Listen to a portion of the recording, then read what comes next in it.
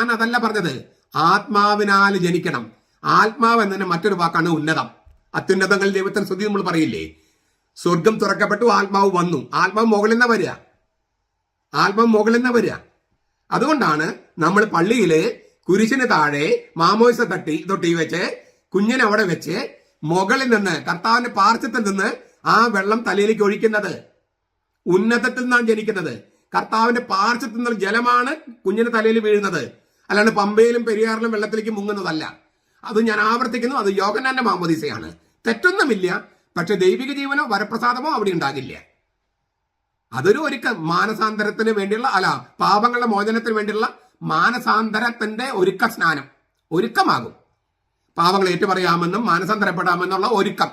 ദൈവിക ജീവൻ കിട്ടണമെങ്കിൽ ഈ യേശുവിന്റെ പാശത്തിൽ നിന്ന് ഒഴുകുന്ന ഉന്നതത്തിൽ നിന്ന് ജനിക്കണം.